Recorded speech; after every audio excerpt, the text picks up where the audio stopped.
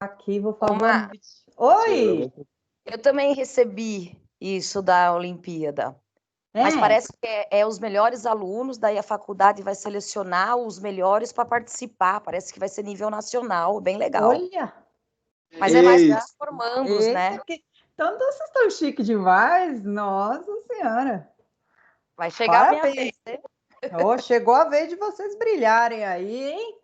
Que legal, hein, galera? Vamos professor, a lá. prova vai ser presencial ou online? Tudo online, jovem. Tudo online. A Queria poder jogar um Unidade, X em vocês, não vou poder, porque tá tudo online por enquanto. é a A gente, unidade um e 2 ou só a unidade um?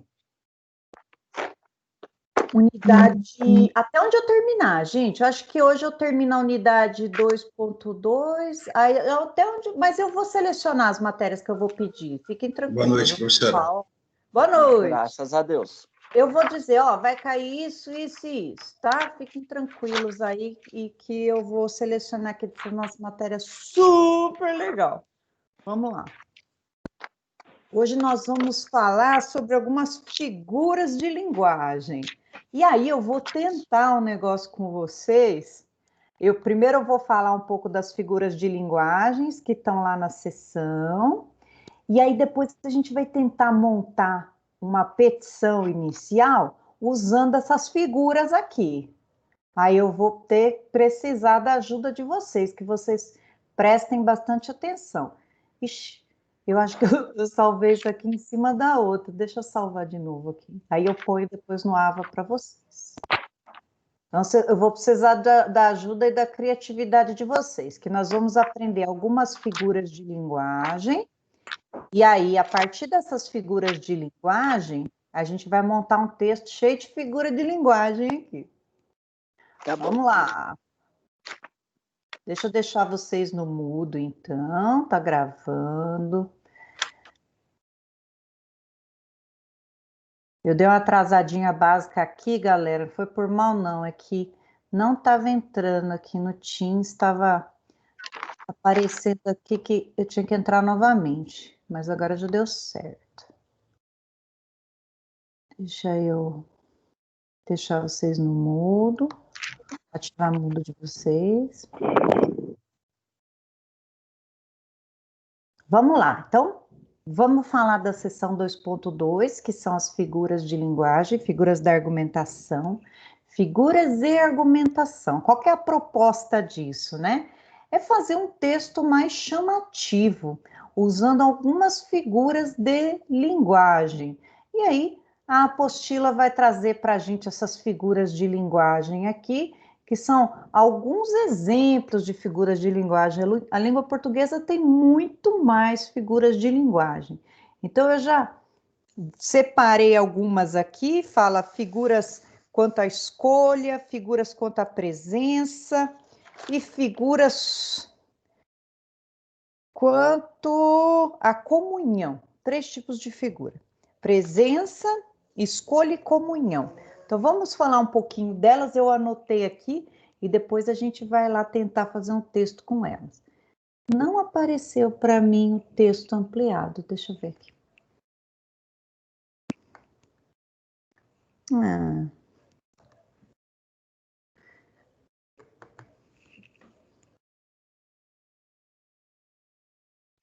Apareceu aí? Unidade 2, seção 2? Ih, agora sumiu. Eu acho que eu vou assim mesmo. Unidade 2, seção 2. Figuras e argumentação. Apareceu para vocês? Não. Não. Não.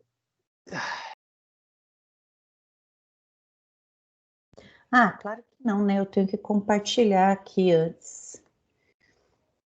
Esse Teams me dá uma surra por dia.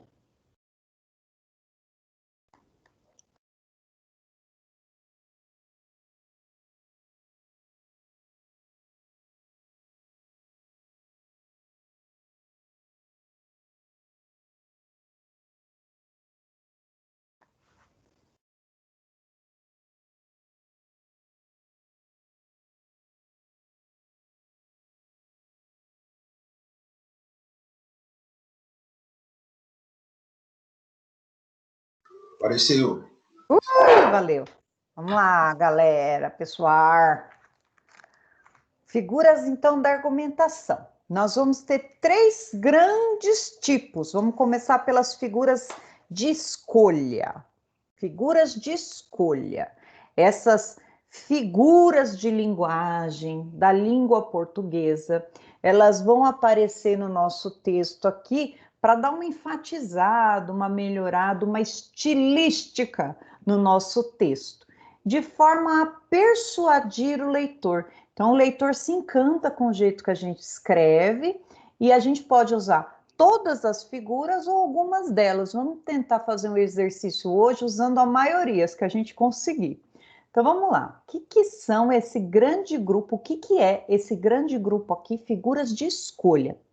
São elementos para embelezar um texto argumentativo. Eu estou dando opinião, embelezando esse texto. Ou seja, são vistas como ornamento. Ixi, ficou na outra linha. São vistas como ornamento. Ornamento é um embelezamento, eu vou ornamentar alguma coisa, eu vou deixar ele mais florido, mais delicado, eu vou embelezar, empiruar. Elas sugerem ou impõem uma escolha. Entre essas figuras estão a antomásia, perífrase, ironia e metáfora. Antomásia, olha os nomes, né? Antomásia, perífrase, ironia e metáfora. Aqui as que a gente mais ouve é a ironia, né? Mas a metáfora também. Agora, antomásia é triste, né? Vamos lá. Vamos começar então por ela. Vamos já pular com os 2 pés no peito da antomásia. Antomásia, pessoal, nada mais é do que um realce na característica de um nome. Eu troco o nome de uma pessoa, eu troco um nome próprio por uma característica que a gente logo identifica, né? Aquela pessoa. Por exemplo, o rei do futebol. Quem que é o rei do futebol? Neymar? Maradona? O Pelé, né? O Pelé pode ter, foi um grande, né? Tá vivo? Um grande esportista. Então, ó, é a substituição de um nome próprio por um nome comum ou de expressão equivalente que apele para uma característica daquilo que é nomeado. E aí ele vai dar para a gente aqui o exemplo da Dama de Ferro, que é a Margaret Thatcher, né? A alcunha dela, né? A ex-primeira-dama do Reino Unido, a Dama de Ferro, né? Aqui a gente pode falar o rei da música, que é o Roberto Carlos, né? Olha lá, eu estou, então, substituindo o nome por uma característica de uma pessoa. Isso para o nosso texto jurídico já é mais difícil colocar, né? Só se a gente for citar algum autor, né? Eu pego um livro e vou citar algum autor e vou criar uma antomásia para ele. Mas aí é complicado, e principalmente porque quando a gente pensa em colocar uma antomásia no nosso texto, a gente tem que pensar, será que quem está lendo comunga do mesmo entendimento que eu? Exemplifico. Vamos pensar que a gente aqui esteja fazendo um TCC sobre direito penal. E aí a gente está falando sobre sistema penitenciário no Brasil. Aí a gente vai lá e vai tentar criar uma antomásia e vai falar assim, vamos colocar assim, o rei do direito, tem um que é o príncipe dos penalistas.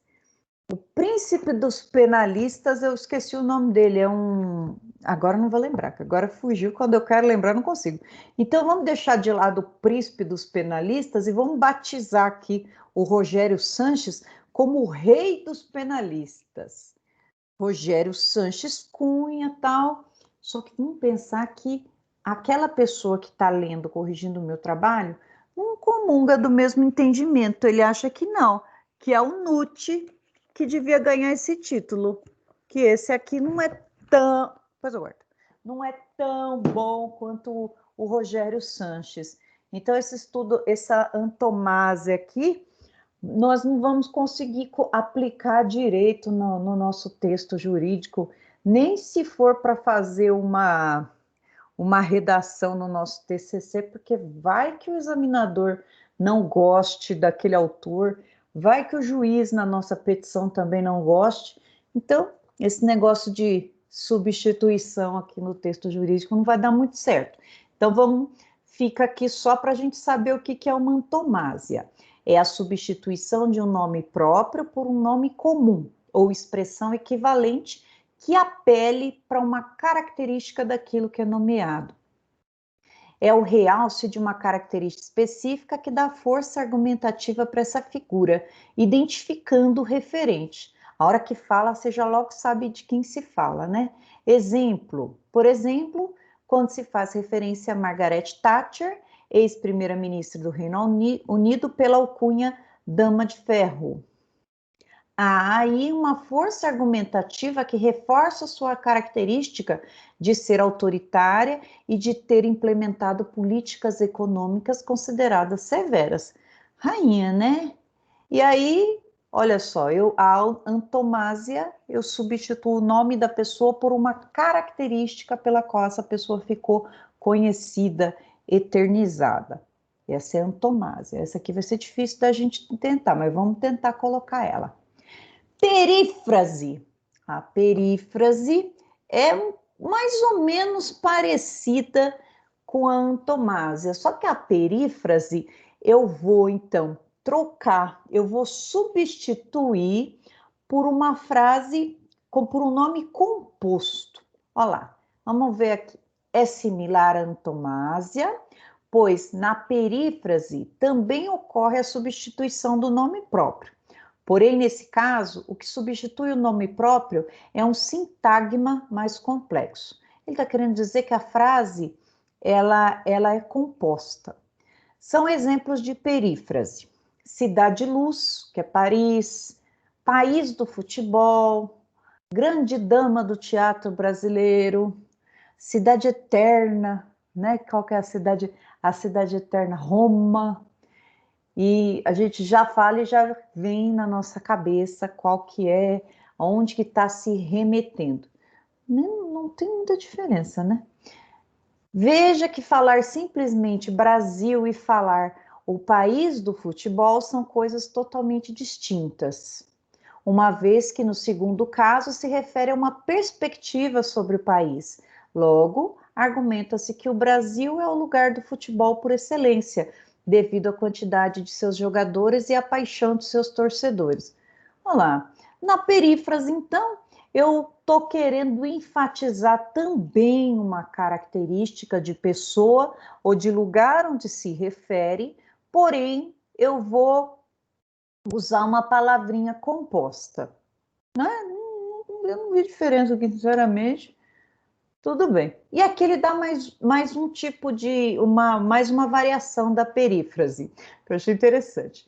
A perífrase é toda reescrita de um elemento simples, transformando em composto, ou mais extenso. Por exemplo, no português brasileiro, é comum no uso cotidiano da língua substituirmos os verbos flexionados no futuro pela perífrase ir mais verbo no infinitivo. Em vez de farei, diremos vou fazer. Em vez de irmos, vamos ir, por exemplo. Em vez de... Agora já sumiu minhas coisas na cabeça aqui. Verbo do infinitivo é aquele verbo que não é flexionado, né? Por exemplo, fazer não está flexionado. Comer, em vez de comeremos, vamos comer. Pronto. A perífrase é chamada também de circunlóquio e pode ser usada para atenuar um sentido ou para explicá-lo. Circunlóquio, essa daí, como que nós vamos usar, né? A perífrase aqui nesse sentido eu acho ruim, né? Porque você não está flexionando o verbo direitinho, não está colocando ele no... Ai, meu Deus, cadê o celular para ele ficar no silencioso? Ai, meu Deus. Eu tinha falado para o professor Francisco que eu não estava conseguindo entrar na aula e ele está perguntando se eu entrei. Então, a perífrase também nós vamos ter um problema para fazer com que ela adeque no nosso texto, mas vamos tentar. Ironia. Ironia é uma figura da argumentação, galera, que a gente usa o tempo todo, né? A gente quer falar uma coisa, mas fala num tom irônico para dizer o contrário, né? Por exemplo, nossa, professor, que cabelinho arrumadinho seu, né? Tá nada, meu cabelo tá todo zoado, né? Meu cabelo tem vida própria. Bonito, hein? Né? Você vê, eu, por exemplo, vejo a minha gatinha fazendo alguma bagunça, assim, bonito, isso é tudo ironia. Eu estou falando o contrário do que eu quero dizer. Mais uma vez, isso no texto jurídico é bom ou ruim, a ironia? Você usar uma referência o contrário do que você quer dizer. É ruim demais no texto jurídico, não usem nunca ironia. Por quê? Você tem que ser objetivo. O juiz tem que entender o que você está falando sem ter nenhuma dúvida. Não usem nunca ironia aqui no texto, no texto jurídico. Oi, pode falar, desculpa. Alguém? Não, falei, professor. Licença, até me perdoa cortar só um comentário. No momento em que estiver tratando com o juiz, principalmente, né? Tem que ser coerente no que diz, né? Sim, claro, com a maior educação, né? Tem que sempre ter a maior educação do mundo, né? Tratar ele com respeito do mesmo jeito que ele vai tratar a gente com respeito e urbanidade. Tratar. Agora, a forma irônica que quer dizer aqui significa, né? Eu quero dizer uma coisa, mas estou dizendo outra dando risada, né? Isso daí que é ironia, né? Esse sentido de ironia. Mas olha, só aproveitando aqui, né? Eu imagino vocês que estão chegando agora na faculdade. Eu lembro que logo que eu me formei, que eu passei na OAB, você podia pôr o diabo na minha frente, mas não falava para mim que eu ia ter que despachar com o juiz. Não sei se vocês já ouviram essa palavra, despachar com o juiz. O que isso significa? Significa que às vezes você tem um pedido urgente e não dá para você esperar o trâmite normal. Qual que é o trâmite normal? Você, agora tá tudo digital, mas quando eu comecei você leva a sua petiçãozinha lá no fórum, aí você leva no protocolo, lá no distribuidor, o distribuidor vai, manda para a vara põe uma capinha no processo, aí manda para o juiz devolve, vai para o Ministério Público, e nisso passa um tempão, um mês pelo menos, né? Mas às vezes você tinha um pedido urgente, você precisa ir direto para o juiz. Você só vê ali com quem que vai cair, você sai correndo lá para despachar com o juiz. Despachar com o juiz significa conversar com o juiz, né? Você vai lá e conversa. E, pessoal, no começo, logo nos meus primeiros meses de advogado, podia falar assim, Marisa, conversa ali com o chupa-cabra, porque eu tinha medo, pavor, né? E é uma coisa que todos vocês vão passar por isso, né? E aí eu comecei a ter que fazer, porque não tinha jeito, né? Tinha que ir lá conversar. E do jeito que eu sou assim, né? Eu vou conversando com as pessoas e tal, trato todo mundo com respeito, né? Gente, é outra coisa. A gente sempre primeiro a gente precisa confiar no que a gente sabe, estudar, para não ir lá falar besteira, né? Depois, você tratando, a coisa que mais abre portas nesse mundo não é chave, é educação. Se você tiver educação e respeito pelas pessoas, qualquer lugar nesse mundo você sabe, você consegue entrar, você consegue sair numa boa, só você ter educação. Desde daquela pessoa ali, o meirinho da porta, até você conversar com o desembargador, com o ministro, vai numa boa, porque eles têm o dever de urbanidade, significa, eles têm o dever de tratar a gente bem. Advogado, membro do Ministério Público, que é o promotor, e juiz, a gente não tem hierarquia um com o outro. O juiz não manda mais que o advogado não manda mais que o promotor e ninguém manda mais que ninguém. A gente tem funções diferentes dentro do processo. Então, voltando a essa situação lá do começo da minha carreira, eu, nossa, falava isso para mim, eu quase tive um treco de medo.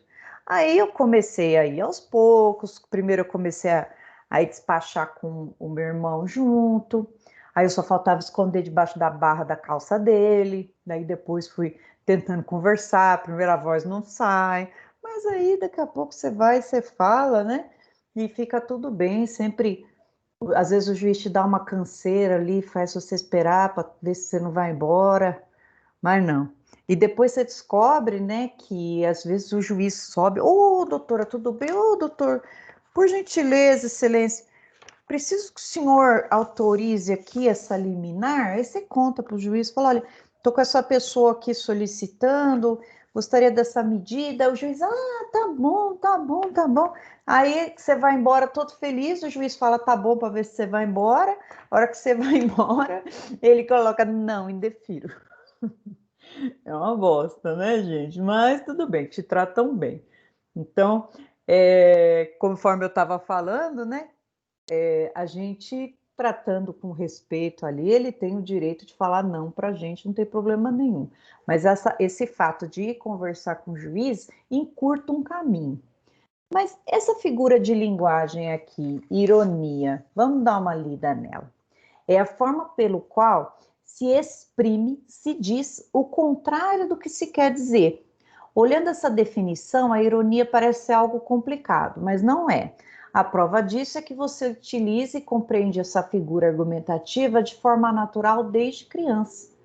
Pense a seguinte situação: a mãe sai por uns minutos, por uns instantes e do quarto, e quando volta surpreende seu filho rabiscando o espelho com o batom dela. No flagrante, a primeira coisa que ela diz é: bonito, hein? Você pode perceber que ela quer dizer exatamente o contrário, que a atitude do filho é uma atitude feia ou ruim. Sendo assim, no caso, a mãe produz um enunciado irônico. Há diversos elementos que contribuem para a construção da ironia. O riso na enunciação, expressões já fixadas na língua, como ocorre na situação acima, tom de voz, gestos. Então, a gente não pode ser irônicos na nossa petição, né? Ou aí está falando assim na ação de alimentos. Eu estou contestando, então, um pedido de oferta de alimentos. Vamos pensar que o pai está entrando com um pedido não, ele está entrando com uma oferta de alimentos. A mãe não pediu alimentos, ele que entra ofertando. E aí ele oferta 1/3 do salário mínimo, R$ 333. E aí, na hora que a gente contesta, a gente vai usar ironias, a gente fala assim, nossa, mas que fortuna! Será que não vai fazer falta? Esse dinheiro é um dinheiro que dá para sustentar a criança por mais de um mês, não dá para ser menos? Usando essa ironia, pessoal, não vai ter lugar na petição de vocês. Então, nunca usem ironia nas petições, fica ruim. Nosso raciocínio tem que ser objetivo. Deixa ironia para a gente usar em outro tipo de situação. Um discurso, quer dar uma brincadeirinha e tal, mas não em petições aqui. Então, nada de ironia. E a apostila não fala isso. Isso aqui quem está falando sou eu, tá? A apostila não está falando isso. E a ironia a gente usa lá nas redes sociais, que o pessoal fala assim, qualquer coisa e depois fala só que não. Só que não é uma ironia. Estou querendo dizer o contrário. Só que não. Acho um negócio meio sem graça, né? Mas é a modinha que a galera usa o só que não. Esqueçam ironia nas petições, nas nossas petições, beleza? Metáfora. O que é essa tal metáfora? A metáfora, pessoal, eu vou comparar dois elementos, com ponto em comum, mas eu uso um desses elementos de forma diferente do usual. Vamos lá, para ficar mais fácil, deixa eu ler. É a figura por meio da qual se faz uma comparação entre dois elementos que apresentam pontos em comum. considerando que o termo utilizado na metáfora é usado em um campo semântico que não seu campo original ou habitual. Por exemplo, quando dizemos suas mãos são uma seda. Olha lá, o campo semântico da seda é um tecido feito lá do bichinho e é um tecido macio. As mãos são macias como uma seda. Eu estou usando uma comparação, é uma metáfora. Eu comparo a maciez da mão com a maciez da seda. Mas eu achei romântico. Para qualificar algo que está num campo semântico, parte do corpo. Aqui, vamos guardar a metáfora como uma comparação. Foi isso que eu aprendi quando eu estudei metáfora, né? O ponto em comum são as mãos e a seda. Nesse caso, a suavidade. Você pode pensar, mas então por que não se diz simplesmente mãos suaves? Porque é mais forte argumentativamente dizer que mãos são uma seda do que dizer simplesmente que elas são suaves, levando em consideração que a seda é um tecido considerado luxuoso, glamuroso e desejado. Então, metáfora, eu vou fazer uma comparação, né? Eu vou fazer uma comparação. Aí na petição inicial a gente coloca assim: esse valor de alimentos é tão baixo para essa criança, já que ela come igual uma broca na parede. Imagina uma broca, né? Se for pensar numa criança que come bastante, uma broca na parede, ela está comendo bastante. Então, olha a metáfora, que é a comparação que eu usei. Lembrem-se que essas figuras aqui da argumentação, elas estão servindo para dar um embelezamento no nosso texto. Então, falamos dessas 4, antomásia, que são figuras de escolha. Antomásia, perífrase, ironia, metáfora. Vamos para as figuras de presença. Qual a finalidade dessa figura no nosso texto argumentativo? A finalidade é intensificar o sentimento de presença do objeto do discurso. Eu quero chamar atenção aqui. Aqui eu estou chamando atenção para o meu texto. É intensificar o sentimento de presença do objeto do discurso, ou seja, tornar consciente ou sempre presente no ouvinte o assunto, o tópico ou a ideia sobre as quais se argumenta.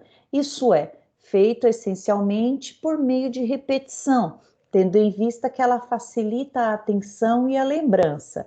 Eu estou, então, usando esses tipos de figuras quando eu quero que a pessoa retome a lembrança aqui no texto, chame atenção no texto para o que está sendo pedido. Como que eu faço isso? Por meio de repetição, para que a pessoa lembre. Vamos ver as tais figuras aqui. Aqui nós vamos ter bastante figuras. Amplificação. Na amplificação, o nome ajuda a gente. Amplia, exagera muito no que eu vou dizer. Eu vou ampliar. Amplificação. Vamos ver o que a apostila diz. Por meio dessa figura, o orador faz um desenvolvimento pormenorizado de uma ideia, enumerando detalhes ou particularidades. A acumulação ou congérie é um tipo de amplificação que se dá pela enumeração. De acordo com o dicionário literário, a acumulação ou congérie consiste na associação de diversos elementos linguísticos no mesmo enunciado, geralmente produzido pela enumeração ou adição, ordenado ou não de segmentos, imagens, sujeitos ou fatos que aparecem condensados. Olha esse aqui, que legal essa frase aqui, né? Essa oração. Teus olhos são formados para a imprudência, o rosto para a audácia, a língua para os perjúrios, as mãos para as rapinas, o ventre para a glutonaria. Nem sei o que é isso. Procurei no Google. Os pés para a fuga.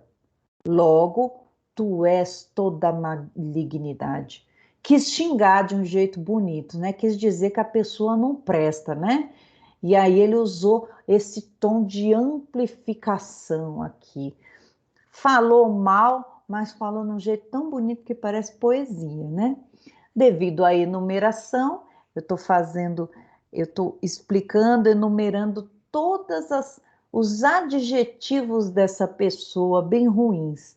A argumentação de que a pessoa que se fala é maligna ganha força. Eu estou amplificando, estou exagerando aqui na história.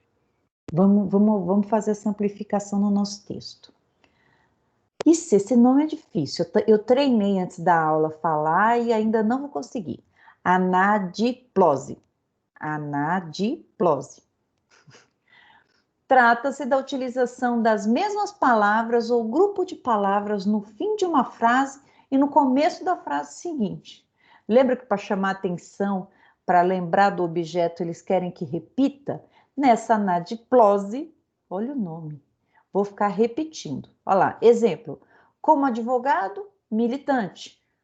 Justiça imperante no magistrado. Como advogado, militante. Deixa eu dar uma olhada na apostila para ver essa frase aqui que está muito esquisita. Peraí, gente.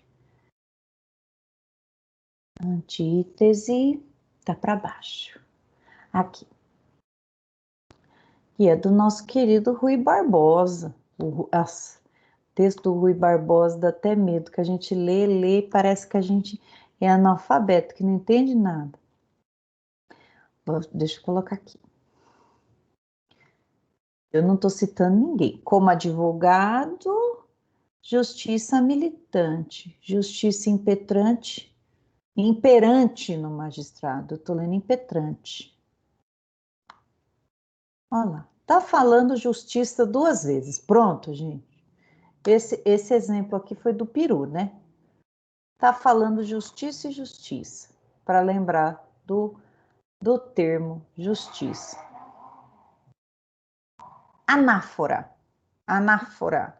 Também eu vou repetir, mas aqui eu vou repetir uma palavra ou expressão no início das orações. Na anadiplose, eu repito os mesmos termos no começo. Opa, cadê a justiça? Eu repito os mesmos termos no final. E não tá aparecendo, gente? É porque eu fui lá trocar. Desculpa. Eu fico trocando de slide, de coisa aqui e esqueço de mostrar para vocês. Desculpa. Agora eu tenho que voltar lá. Agora tá aparecendo, gente? Estão vendo o meu slide? Sim, professor. Obrigada. Eu vou deixar ele pequenininho assim, porque senão, a hora que eu vou aumentar, ele some. Então, anáfora. Olha a anáfora aqui. Consiste na repetição da mesma palavra ou expressão no início das orações. Vejam que aqui ele está repetindo o verbo ser, que é o verbo é. É pau, é o Tom Jobim. É pedra, é o fim do caminho. Tem várias repetições aqui destacando esse verbo é, do verbo ser. Veja, a repetição do verbo ser nesse verso reforça a ideia trabalhada na canção de Tom Jobim. Tanto a anáfora como a anadiplose é repetição de termos. Antítese. O que é essa antítese? Também figura de presença, quero chamar a atenção. Então, de acordo com antítese é uma ideia contrária à comum. De acordo com o dicionário Aulete Digital, esta figura consiste em usar de modo simétrico palavras ou pensamentos em sentidos opostos para intensificar-lhes o contraste, sendo um importante recurso na argumentação, pois demonstra a habilidade do orador em manipular a linguagem. Quem ama o feio, bonito lhe parece. Quem ri por último, ri melhor. As melhores essências estão nos menores perfumes. A gente vai usar, então, pensamentos em sentidos opostos. O pai está pagando tão pouca pensão para a criança, porém o amor da criança por esse pai é infinito. Ele fica todo contente quando o pai chega no dia de visita. Nossa, eu vou ter que dar um lenço para vocês chorarem aqui com a minha antítese, né? Calma que a gente vai montar lá o nosso texto já. Clímax. O clímax ou gradação. O clímax ou gradação vai ser uma ideia intensificada. Essa intensificação de ideia pode ser diminuindo ou aumentando. É a intensificação de uma ideia para mais, clímax, ou para menos, anticlímax, por meio de uma gradação. Eu era pobre, era subalterno, era nada. Observe no exemplo que cada oração traz uma qualificação ainda mais negativa que a anterior, reforçando a argumentação. Pobre, subalterno, nada, por meio do anticlímax. Eu lembrei de um vídeo que a gente recebeu no WhatsApp, que o tiozinho lá do boné azul fala assim, tava bom, mas tava ruim também. Mas tava ruim, agora parece que piorou, né? Não sei se vocês receberam, e tudo tava ruim. E aí a gente pode fazer essa gradação para ruim ou para mais. Aí é o clímax, aumento, o anticlímax, que diminua. Gostei essa gradação aqui. A gente pode falar na nossa petição. Já guardei aqui para a gente falar de todas. Ixi, essa palavra é difícil. Polissíndeto e assíndeto. Polissíndeto e assíndeto. Misericórdia, né? É a repetição de conectivos para acrescentar ideias ou ações, reforçando a argumentação. O contrário do polissíndeto é o assíndeto, a ausência do conectivo. Eu vou repetir conectivo, esse aqui vai conectar uma frase à outra, e também pode ser um recurso estilístico, especialmente para dar agilidade ou dinamicidade ao enunciado. E aí tinha uns exemplos tão ruins na apostila que eu troquei. Coloquei aqui, polissíndeto. É uma figura caracterizada pela repetição enfática dos conectivos. Falta ali o solo aos pés. Recua e corre. O conectivo aqui é o E. Vacila e grita.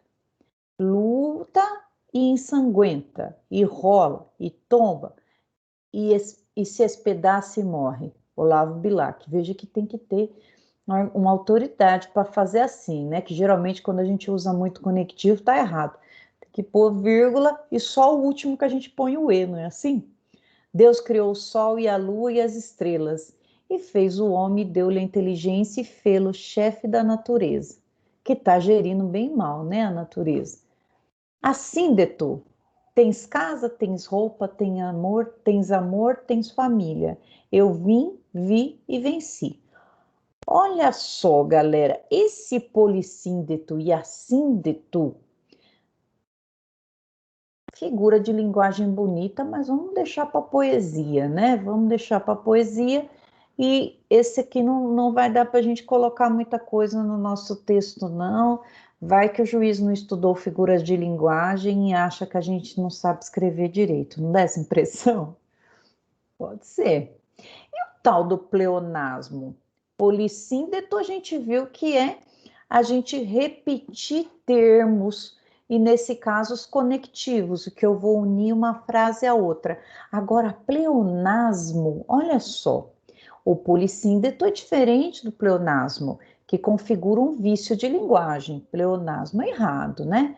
Por exemplo, quando se diz subir para cima. No entanto, também o pleonasmo pode ser usado como recurso estilístico para enfatizar algum elemento no texto, especialmente texto de gênero literário. Era exatamente onde eu queria chegar, né, gente?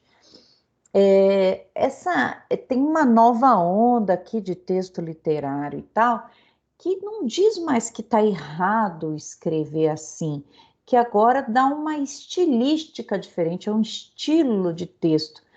Texto forense não vai caber, né, esse tipo de estilística, né, esse estilo de escrita, como se fosse uma poesia. Até depois coloquei no Google um juiz que fez uma sentença em forma de poesia, né, isso daí é raro, né, não façam isso, não vamos usar gênero literário, a gente tem que aprender, tá aqui na apostila, mas não é o caso aqui de gênero literário. Algumas a gente vai aproveitar, outras não. Pleonasmo, por exemplo, como o próprio nome está dizendo, é um vício de linguagem. É ruim você escrever um raciocínio redundante. Pleonasmo é redundância, né? É você colocar lá canja de galinha. Canja só pode ser de galinha. Subiu para cima, desceu para baixo, juntou no anexo. O que é anexo já é junto, né? Tá apenso junto. Quantas vezes a gente lê, né? Por exemplo, num processo, o que é apenso? Apenso é alguma coisa que tá, ó, grudada. Aí, não raras vezes, a gente lê, por exemplo, defesas criminais, que tem lá, sempre nos processos criminais, sempre também não posso dizer, né? Mas na maioria das vezes, eu vou ter aqui o processo criminal e grudadinho vai estar o inquérito policial que deu origem ao processo. E aí eles podem colocar assim, né, qualquer um que venha escrever no processo, juiz, promotor, advogado, aí coloca assim, conforme o inquérito policial que está apenso em anexo, é a mesma coisa, que está grudado junto. Pô, pleonasmo é ruim, né? Você escrever duas vezes a mesma coisa, ser redundante. Aí não cabe. A apostila está com essa nutelice aqui, essa de falar que é estilística, que é bonito. Não acho. Data vênia, ou seja, com todo respeito, não cabe para o nosso texto jurídico a gente ficar usando pleonasmo. E nem poesia. Quiasmo. Que diabo que é o quiasmo? O quiasmo eu coloquei aqui, eu fiz um monte de resumo aqui da nossa aula, do quiasmo. Termo extremo que se cruza para chamar a atenção do mediano. Com essa figura, os termos médios e extremos de um enunciado se cruzam com o objetivo de chamar a atenção dos termos mediais, combinando antítese e inversão, funcionando por meio de um espelhamento nos termos do enunciado. Olha isso. A voz do dono e o dono da voz, Chico Buarque. O quiasmo, então, nada mais é do que eu embaralhar os temas para criar uma inversão, chamando a atenção para determinado assunto, né? Tá falando que quem que é o dono da voz aqui, né? Quem que é a voz do dono? Eu vou criar, então, uma estilística nessa figura de linguagem, chamando a atenção para determinado termo no meu texto. Vamos tentar fazer também. Aqui, essa aqui pode usar, essa está liberada. Interrogação retórica. Quando a gente interroga, um texto interrogativo, né? Simples. A gente está fazendo uma pergunta, né? E aqui, no caso da interrogação retórica, a gente está fazendo uma reflexão, né? A gente está fazendo uma reflexão: que país é esse? Para onde está indo o nosso dinheiro dos tributos? O que estão fazendo com a nossa natureza, o ar que a gente respira? Olha lá. Nos textos argumentativos, é comum o uso desse tipo de figura.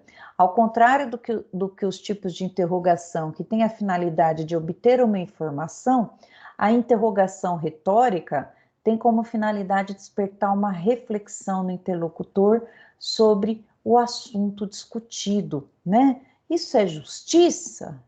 Aí você diz que uma pessoa está sendo processada, não existe provas contra ela, ele é um sujeito pobre, é um sujeito que não estava trabalhando porque não teve uma oportunidade, ou enfim, o serviço, a cadeia não ressocializa, aí você manda uma reflexão lá. Isso é justiça? Vai ficar, eu vejo muito nas defesas de tráfico, né? Que eles prendem muito o pessoal que está ali distribuindo a droga, mas de onde vêm as drogas, ninguém prende, né? E aí eles dizem assim, com onde que estão, né, os barões do tráfico e tal. Vocês viram ontem o Elias Maluco morreu na prisão, né? Se suicidou com uma facada nas costas, não foi? Vocês viram isso? Não se suicidou, isso é ironia, né? Mas Esse não vai fazer nem falta. encontraram morto, né? O Elias Encontraram Maluco ele morto. foi o assassino do Tim Lopes, né? Era do tráfico lá no Rio de Janeiro, né? Babado, né, gente? Então, beleza com a interrogação retórica? Isso a gente pode usar. Despertar uma reflexão no juiz, né? Eu uma vez usei uma interrogação retórica, né? Falando de um processo que uma criança estava precisando de um respirador. E aí eu coloquei assim, é melhor... E a prefeitura não queria de jeito nenhum ceder o respirador para a criança usar em casa, queria que a criança continuasse no hospital, mesmo sabendo que aquela criança não tinha evolução e no hospital ela estava ficando deprimida. E aí a gente ganhou, o juiz deu o direito da criança usar o respirador em casa, foi uma ação tão legal. E eu fiquei muito feliz. E aí a criança foi para casa com o respirador, ela tinha vários laudos médicos que era o melhor possível para ela, era ficar em casa com o respirador. E aí eu lembro que a mãe me ligou dizendo assim, doutora, eu tive que voltar com ele para o hospital, porque aqui onde eu moro, eles moravam num lugar bem simples. A luz da casa não tá, o disjuntor, não sei dizer direito, não estava segurando como pode dizer, gente, me ajuda. Não estava segurando a voltagem do respirador. Então, o medo era que tinha um no break lá para não acabar a energia, mas não ia segurar por muito tempo. O no break são 4 horas. E aí eu fui lá despachar com a juíza e a juíza mandou a prefeitura trocar a instalação da casa inteira para a criança funcionar lá no respirador dentro de casa. Então, foi aquela agora. Eles tiveram que trocar toda a instalação elétrica da casa para o respirador funcionar e a criança ia ficar como se fosse num quarto de hospital, mas dentro de casa, porque ela estava se deprimindo muito no hospital sem a presença dos pais, né? Sem a presença constante, né, da família. E daí a minha interrogação retórica foi no recurso, porque eles recorreram de todo jeito, porque o respirador dava uma manutenção muito alta, mais alta do que no hospital. E aí eu coloquei que se era melhor deixar esse respirador lá no armário da prefeitura ou deixar com a criança para ela viver mais seus últimos anos ali, que podiam ser poucos, o médico deu uma perspectiva muito baixa de sobrevivência em casa, né, e feliz da vida, né, e graças a Deus mantiveram a criança em casa no respirador. Então, fazer refletir aqui essa interrogação retórica, muito legal, interessante. Tá acabando, eu peço para que vocês fechem o microfone aí se não tiverem perguntas, que senão faz barulhinho aqui. Tem alguém que tem alguma pergunta? Pode falar. Acabando aqui já, tá? Figuras de comunhão. Só tem mais 2. O que é figura de comunhão, né? A figura de comunhão, ela serve para prender a outra foi de prender a atenção, né, de chamar a atenção, a figura de presença. A figura de comunhão significa eu vou ver se o público está aderindo a mim. E a gente vai dizer assim, figura utilizada pelo orador para criar ou confirmar comunhão com o auditório. Ou seja, se o auditório lhe é simpático, está disposto a ouvi-lo e está aderindo à sua argumentação. Significa dizer, o pessoal está gostando do que está sendo falado? Está gostando do que está ouvindo? Está prestando atenção? criar uma empatia com quem está ouvindo ou com quem está lendo, né? Já viram aquelas situações em que a gente conversa com a pessoa? Às vezes a gente conversa com o olhar, né? Cria aquela empatia com a pessoa e você nem precisa abrir a boca para ela saber, né? Trocar essas informações com você. E aqui, nesse caso, né, eu tô buscando uma empatia com o meu interlocutor. Como que eu faço isso? Eu faço por duas formas. A alusão, que é essa aqui, e também pela apóstrofe. Alguém quer fazer pergunta? Não, deixa eu deixar vocês no mudo aqui.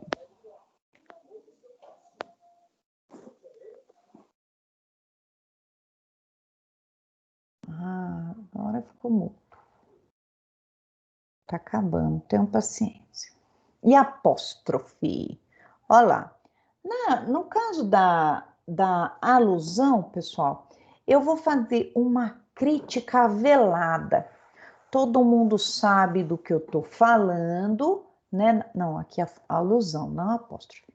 Na alusão, eu faço uma crítica velada, indiretamente, pode ser até diretamente, mas eu vou usar num tom em que as pessoas se conectem comigo e entendam o que eu estou falando, sem eu precisar deixar bem claro. Olha lá, a alusão é uma menção a uma ideia ou a um conhecimento do auditório que é feita pelo orador para buscar uma interação com este auditório ou realizar uma crítica. Essas referências culturais podem ser diretas ou indiretas, não importa. O importante é que elas constituem um conhecimento compartilhado entre o orador e o auditório. As pessoas sabem do que ele está falando, sabem do que ele está se referindo. Aí a gente tem aqui, ó, um trecho do discurso da Dilma, sem citar nomes. Dilma acusa Temer e Cunha de traição e conspiração no Jornal Nacional. Olha aqui o trecho que ela fala. Os golpistas podem ter chefe e vice-chefes assumidos. Não sei direito qual chefe, qual vice-chefe. Um deles é a mão tão invisível assim que conduz com desvio de poder e abusos inimagináveis o processo de impeachment. O outro esfrega as mãos e ensaia uma farsa do vazamento de um pretenso discurso de posse. Cai a máscara dos conspiradores. O Brasil e a democracia não merecem tamanha farsa. Não precisou citar nomes e todo mundo estava sabendo ali que era o Temer e o Cunha que estavam ali, ó, puxando o tapete ali, traindo a pessoa que estava ali com eles, né, no mesmo governo. Então, essa daqui seria uma alusão. Eu estou fazendo uma crítica, nesse caso, uma crítica velada. No trecho do discurso de Dilma, realizado dia 12 de abril de 2016, a presidente se refere pela primeira vez aos principais personagens do impeachment, acusando-os de conspiradores apenas por uma alusão, ou seja, por uma qualificação que, ao mesmo tempo que identifica, traz uma forte crítica, sendo argumentativamente mais forte do que simplesmente a citação do nome. A alusão é bem difícil de fazer, né?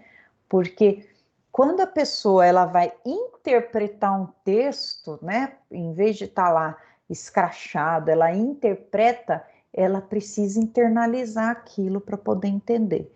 Então, surte muito mais efeito no interlocutor do que simplesmente você expressar ali de forma clara.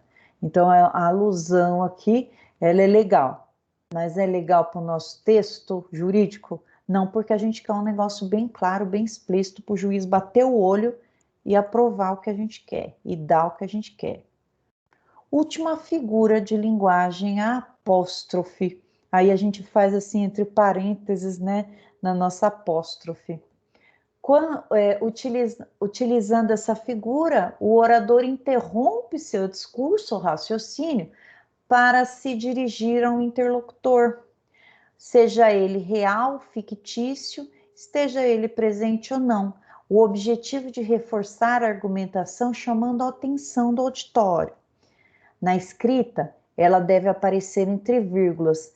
Já na oralidade, deve-se marcar uma pausa de alguma forma, alterando o tom de voz, fazendo um gesto, um enunciado, um parênteses, explicitamente. A apóstrofe é quero chamar a atenção.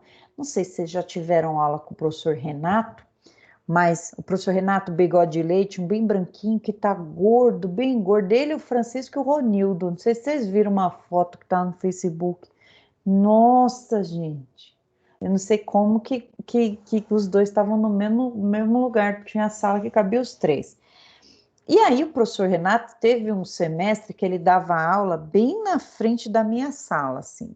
Eu estava dando aula no 10º e eu acho que ele estava dando aula no 5º semestre, não lembro. Só sei que o Renato usa dessa apóstrofe o tempo todo, jogando o microfone no chão. Não sei se vocês já viram, eu tomo cada susto e falando, daqui a pouco joga o microfone no chão, né? Que loucura, que doideira. Mas era um jeito que ele estava fazendo aqui para chamar a atenção dos alunos, né? Falei, meu Deus, o professor é louco, falta um parafuso, né? Jeito dele de chamar a atenção. E aqui ele está usando a apóstrofe, ó. Coloca entre vírgulas, altera o tom de voz, joga o microfone no chão, faz um parênteses. Aí tá aqui, exemplo. Abre-se a imensidade dos mares e não consigo ler. E a borrasca enverga como o côndor as foz, não sei o que, do abismo, José de Alencar. José de Alencar é terrível ler. Depois vocês leem aí, com calminha, tá bom? Então, nós estudamos as figuras da linguagem que embelezam o texto, que são de escolha. Antomásia, perífrase, ironia, metáfora. Figuras de presença, vão chamar atenção. Amplificação, anadiplose, anáfora, antítese, clímax, possideto e acideto, pleonasmo, quiasmo, interrogação retórica. E as de comunhão, a alusão e a apóstrofe. Olha só, vamos tentar colocar elas num texto para ver como que elas ficariam? Vamos lá. Cadê o nosso texto argumentativo aqui? A aula passada, o que a gente fez, gente? A gente fez um habeas corpus, não foi? Um habeas corpus. A gente tirou o homem da cadeia. Quando foi isso? Não estou lembrando o que a gente fez na aula passada. Foi sim, Mal, o habeas corpus. Foi. Deixa eu ver aqui. O que eu tenho aqui que a gente pode fazer? Já sei o que a gente pode fazer. Peraí, deixa eu fechar aqui. Lembra que a gente estava fazendo aquele texto da OAB que a gente só começou, da menina pedindo alimentos? Deixa eu ver se eu acho ele aqui, da Moema. Aí a gente pode fazer e treinar essas figuras aí. Deixa eu ver. Teoria da argumentação, alimentos gravídicos.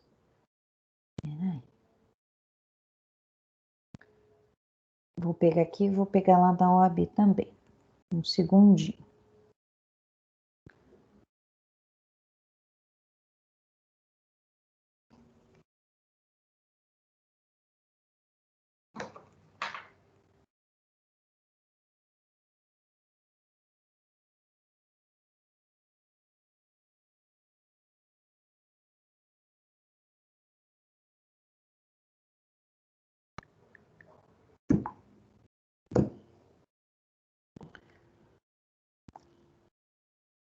Agora deixa eu pegar o...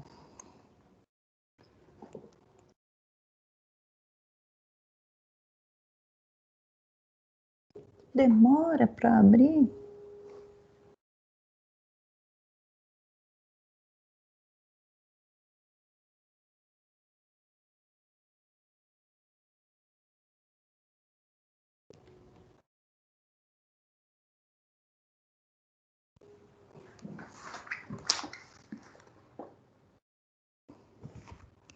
Só mais um minutinho.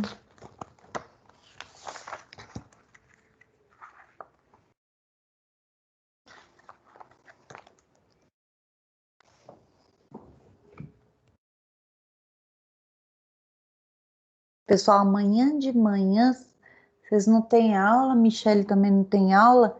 Quem quiser assistir minha aula de processo penal, fica à vontade, viu? Começa 8h30, minha aula de processo penal.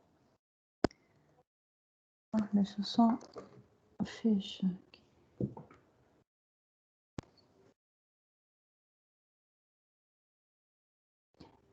Era da...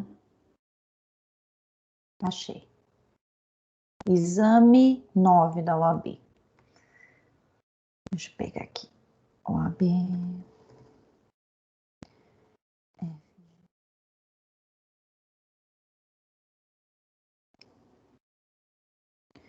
Melhor eu compartilhar aqui já com vocês.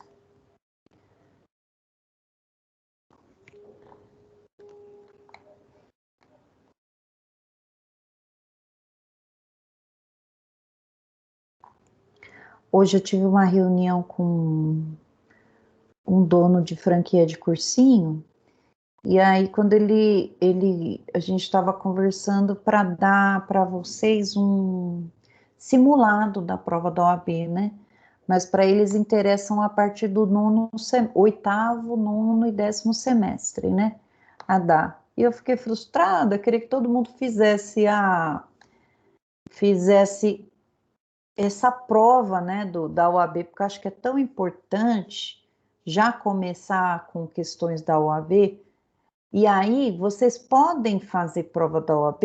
Podem. Vem nesse site aqui, ó, como que eu fiz para entrar. Eu vim no Google, deixa eu mostrar aqui para vocês. Vem no Google. Aí, vocês vão colocar aqui assim, ó. OAB FGV. Fundação Getúlio Vargas. Ó, cai direto nas provas da OAB. Aí, vocês vão ver, ó, a última OAB que está em andamento é essa aqui, 31. Exame 31, tá suspenso, agora vai ter a segunda fase dela. A que eu quero é a OAB 9, que a gente estava fazendo aula passada. A da Moema. Vamos lá fazer essa provinha. E aí, o que é legal? Essa prova tem 5 horas, né? O que vocês fazem? Pega aqui a prova de primeira fase, um final de semana que vocês tiverem e tal, separa 5 horas, peguem um caderno de prova desse de primeira fase, ó, caderno de prova, primeira fase, tá vendo? Aqui, ó, peguei um caderno de prova de primeira fase. Quem tiver condição, imprime, quem não tiver, faz no computador mesmo, e aí tenta achar, tenta responder. E aí vocês vão começar a ver, vão ver as matérias aqui, matérias que vocês nem tiveram ainda.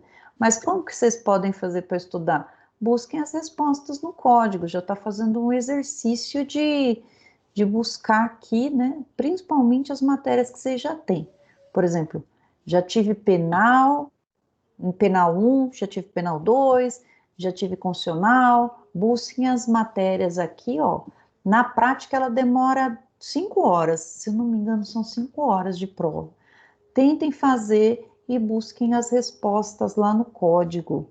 Vocês vão ver que legal e como que vocês já vão começar a melhorar aqui o entendimento de vocês. Não é essa que eu quero a 9 aqui, e eu quero a prova de civil que a gente estava fazendo aquele dia, lembra? Eu acho que não quero resposta, eu quero caderno de prova de civil. Professora, tá tudo escuro aí. Ah, vocês não viram? Eita. Bom, pra mim tá tudo escuro. Pra mim tá aparecendo. Aqui não tá escuro, não. Aqui apareceu. Fui enganada. Aqui, depende se tá de celular ou se tá no notebook, parece que a visão é diferente, né? Agora apareceu a minha fotinho aqui, misericórdia. Se vocês pararem de ver aqui, vocês me avisem, tá? Vamos lá. Esse aqui que eu quero. Ah, não estão mais vendo.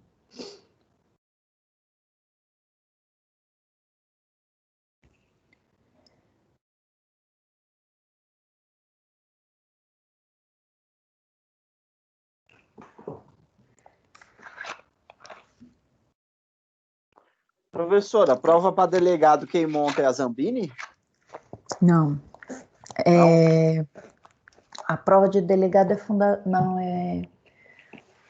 A Tô VUNESP? tentando lembrar aqui. Não, a última foi do Zambini. Depende. Em São Paulo Não, é a VUNESP, né? VUNESP. São Paulo é É a VUNESP. VUNESP. A Zambini é interior, desculpa. Eu confundi. Que eu faço prova na Zambini direto e eu confundi. Depende, né? A que eu acho mais difícil, a banca examinadora que eu acho mais difícil é a CESP. Ah, gente, não tô conseguindo entrar, tá tão difícil isso aqui. Eu faço da Professor, já VUNESP, fui. a VUNESP, mas tem que fazer sempre, que aí você aprende. Então, quanto mais prova vocês fizerem, por isso que eu estou mostrando aqui para vocês, quanto mais vocês pegarem costume de fazer prova, né? Por exemplo, apareceu um concurso para fazer, façam um concurso, porque vocês vão ganhando manha de prova, não vai ficando nervoso. Pega o macete. Não vão ficando nervosos para a prova. Senta. Por exemplo, cada um vai ter uma maneira, né? Mas, por exemplo, quando é possível escolher lugar para sentar, eu gosto de sentar lá no fundo, uma boa. Quanto mais desapegado você for, melhor. E prova da OAB, mesma coisa, é um concurso, né? Só que a prova da OAB é mais fácil que concurso, porque ali você não está concorrendo com ninguém. Na prova da OAB, você tem que tirar metade da prova. Concurso grande aí, você tem que acertar 80% da prova para você ir para a segunda fase, né? Então, você não está competindo com ninguém. Né? Eu lembro que prova de juiz, se você tirar menos que 80 pontos, você não vai para a segunda fase. De 100, né? De 100 pontos, tem que tirar 80. Então, é difícil para dedéu. Prova da OAB, não. 40 Eu fiz pontos. muita prova já. 40 pontos, você vai para a segunda fase. Não sei o que está rodando. Vocês estão conseguindo ver aqui a prova de direito civil? Sim. Sim, então Sim. vamos lá. Vamos lá, então. Sim. Legal. Então vamos lá para a gente fazer o texto argumentativo aqui, usar algumas figuras de linguagem aqui. Questão de rascunho aqui. É a Moema que a gente quer, né? Vamos achar a Moema aqui. Aqui a questão da Moema, acho que está na última folha. Oh, meu Deus. Professora, Acho que já passou. Pode falar, acho que já passou. a senhora corrigiu as atividades? Já lancei, já está tudo lá no AVA. Só de quem não estava na lista que eu não consegui lançar. Aqui. O meu não tá mostrando não no AVA. A atividade tá lá pendente ainda. Não, já está lançado como atividade em sala de aula. Vai estar assim, atividade em sala de aula. Aí aparece, tá? Vai lá em atividade, vai nos pontos, aí vai estar atividade de sala de aula. Não tá lá onde que vocês fizeram, não. Vai estar atividade de sala de aula. Deixa eu ler aqui, então, para a gente só rapidinho lembrar disso daqui, para a gente poder fazer nosso textinho. Moema, brasileira, solteira, natural e residente em Fortaleza, no Ceará, maior e capaz, conheceu Tomás, brasileiro, solteiro, natural do Rio de Janeiro, também maior e capaz. Tomás era um próspero empresário que visitava o Ceará semanalmente para tratar de negócios durante o ano de 2010. Desde então, passaram a namorar e Moema passou a frequentar todos os lugares com Tomás, que sempre a apresentou como sua namorada. Após algum tempo, Moema engravidou de Tomás. Este, ao receber a notícia, se recusou a reconhecer o filho, dizendo que o relacionamento estava acabado e que não queria ser pai naquele momento, razão pela qual não reconheceria a paternidade da criança e tampouco iria contribuir economicamente para o bom curso da gestação e subsistência da criança, que deveria ser criada por Moema sozinha. Canalha, né, gente? Moema ficou desesperada com a reação de Tomás, pois quando da descoberta da gravidez estava desempregada e sem condição de custear seu plano de saúde e todas as despesas da gestação, que conforme atestado por seu médico era de risco. como sua condição financeira também não permitia custear as despesas necessárias para a sobrevivência da futura criança, Moema decidiu procurar orientação jurídica. É certo que as fotografias, declarações de amigos e de alguns documentos fornecidos por Moema conferiam indícios suficientes da paternidade de Tomás. Diante desses fatos e cabendo a você pleitear em juízo a tutela dos interesses de Moema, vamos aqui então elaborar a peça judicial adequada a fim de garantir que Moema tenha condições financeiras de levar a termo, ou seja, levar até o fim, sua gravidez e de assegurar que a futura criança ao nascer tenha condições de sobrevida. Nós começamos a fazer essa petição e aí a gente vai terminá-la hoje usando algumas figuras aqui que a gente aprendeu para enfatizar nosso texto. Vamos tentar fazer aqui todo mundo junto, então. Vamos lá. Todo mundo com a apostilinha na mão aí para ver as figuras de linguagem. Deixa eu abrir a nossa folha aqui dos alimentos gravídicos da Moema. Ok. Primeiro, né? Isso aqui é uma petição inicial que nós começamos a fazer na aula passada. Na outra aula, antes do habeas corpus, ó. Que eu falei para vocês, olha, aqui é dissertação, aqui é narração. Então, vamos lá. Ó, primeira coisa, né? Eu tenho aqui, essa partezinha aqui, se chama endereçamento. Endereçamento. Olha como o endereçamento funciona. No endereçamento, está dizendo para onde vai o meu processo. Para onde que vai o meu processo. Então, vejam, até o Código de Processo Civil de 2015, que é o nosso processo civil é novinho, a gente sempre fez assim, ó.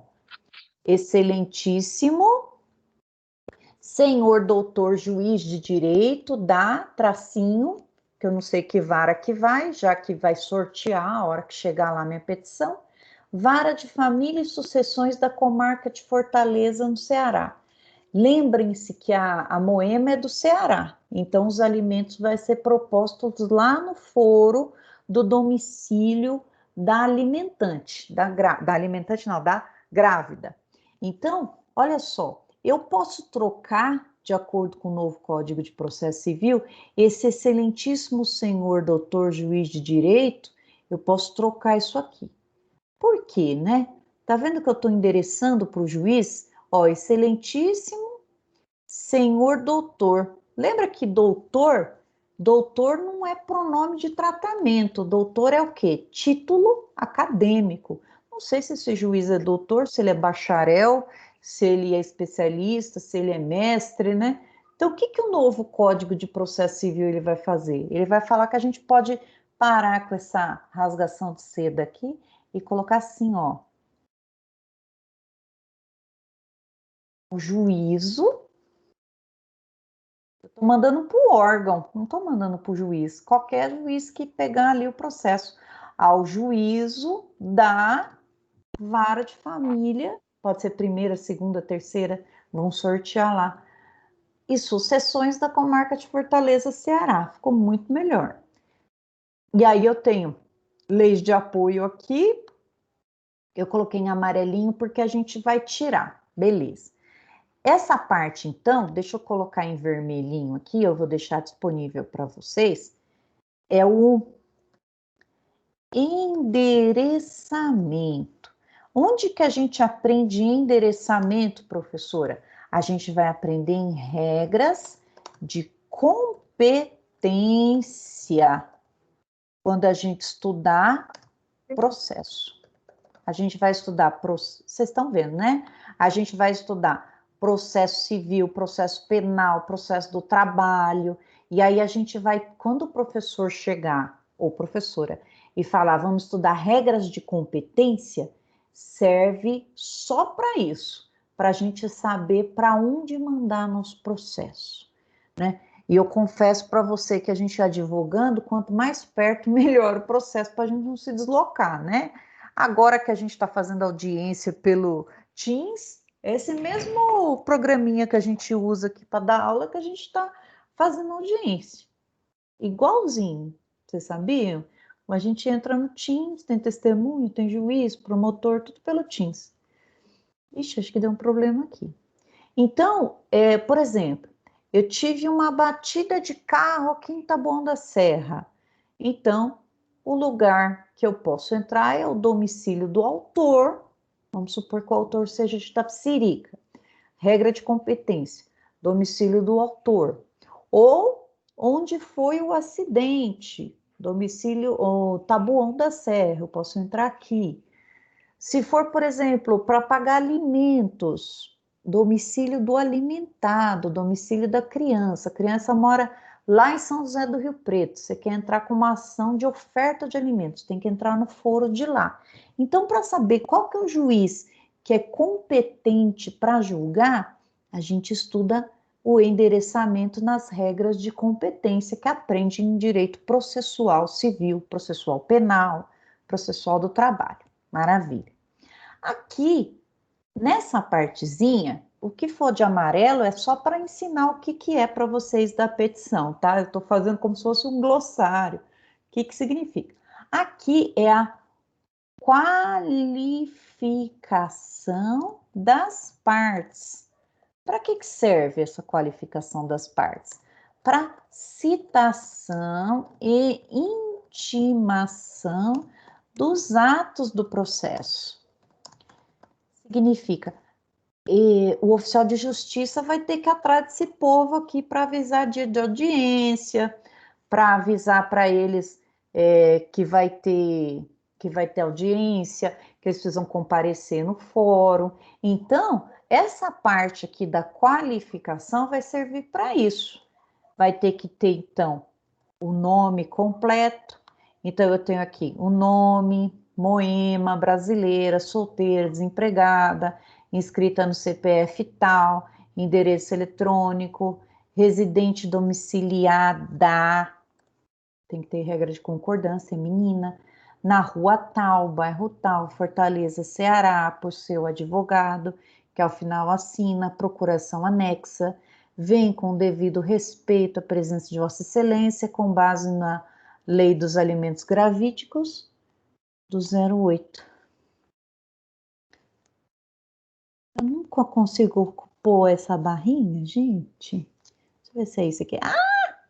E demais dispositivos propor a presente ação de alimentos gravídicos. Aí eu coloco aqui. Em face de.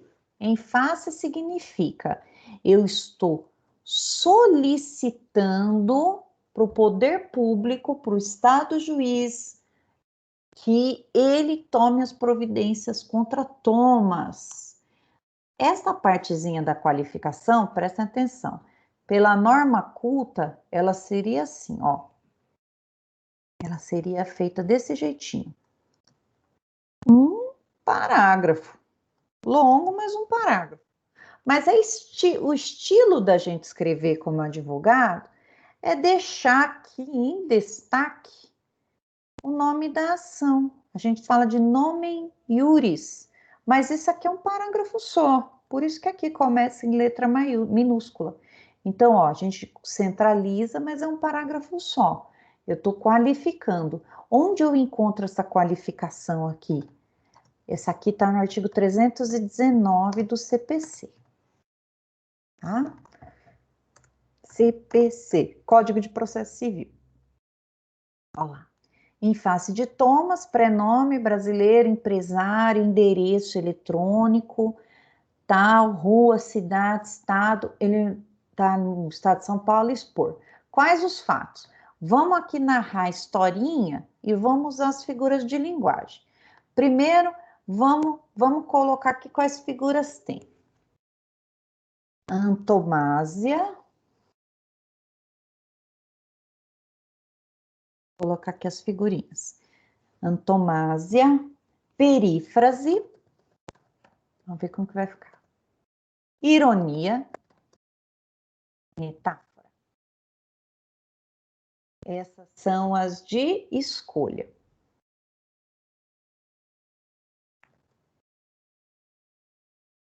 Essas são as de escolha. Deixa eu deixar elas amarelinhas aqui. Vamos, então, começar com a antomásia. O que a antomásia é? É o realce de uma característica da pessoa substituindo o nome. Como que a gente pode colocar aqui?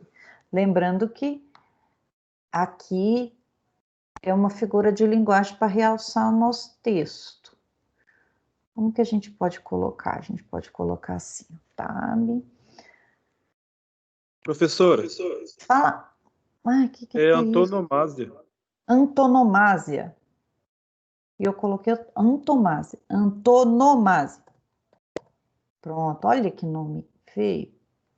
Tá. A gente acho que... Por que tá fazendo isso, gente? Espera que depois eu corrijo, então, a nossa... E o que ele tá falando? Realça uma característica... Vamos colocar assim...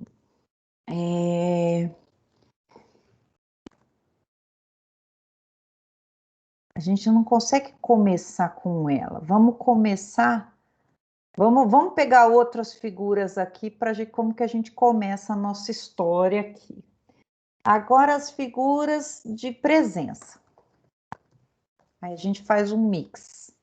Eu tenho amplificação, me ajudem aí, amplificação. Eu tenho anadiplose, não consigo decorar esses nomes. Anáfora. Antítese. Clímax.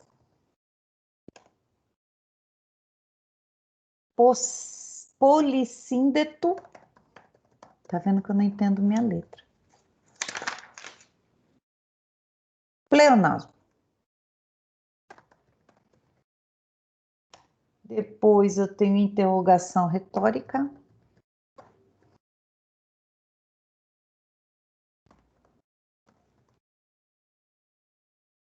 Depois a de comunhão, que é alusão e apóstrofe. Alusão e apóstrofe. Vamos ver se a gente consegue. Deixa eu tirar esse amarelinho que depois a gente põe, senão ele vai estragar o nosso textinho. Vamos começar a nossa... Vamos começar aqui falando... Deixa eu ver. Vamos começar o nosso texto aqui pela amplificação. Amplificação. Como que colocou lá no texto a amplificação?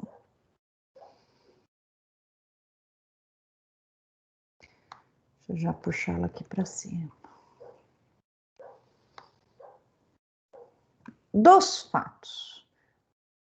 Não quero que fique... Ui! Eu não quero que ele fique para cá, eu quero que fique para cá. Amplificação. E na amplificação, como é que está no nosso texto?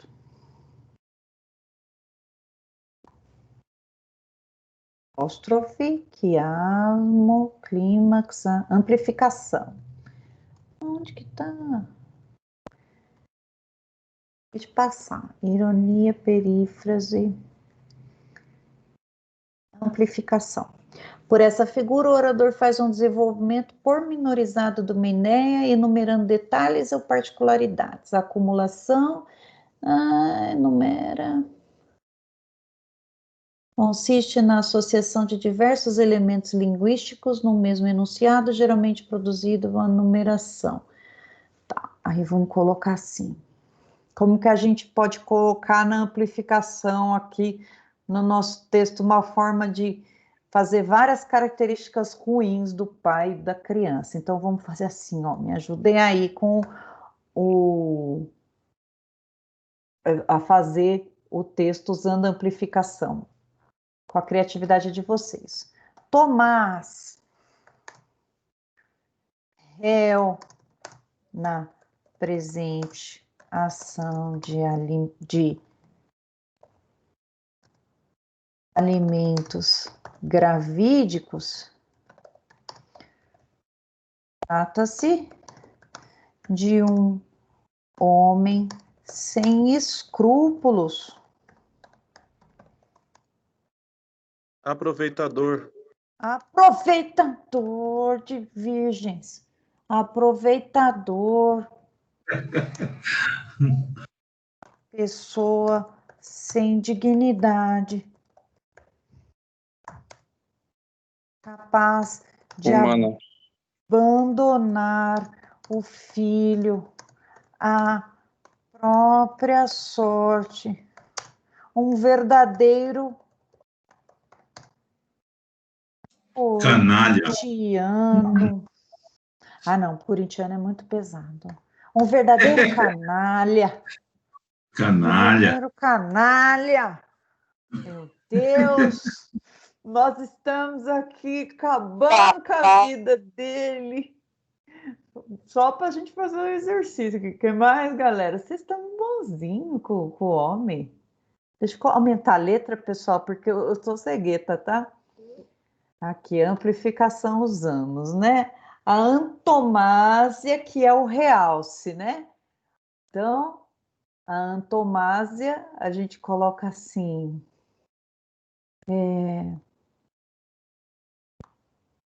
Cadê? Eu quero aqui.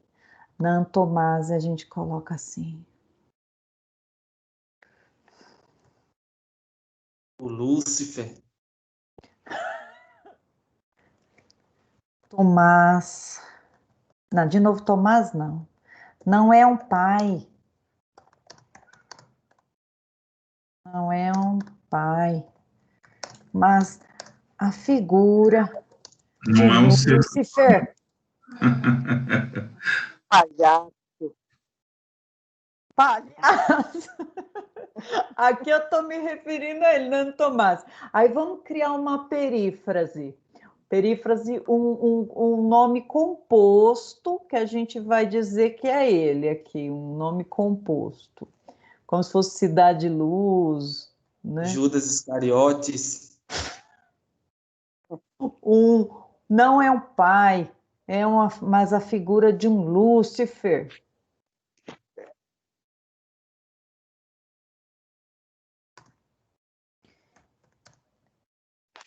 É um touro reprodutor,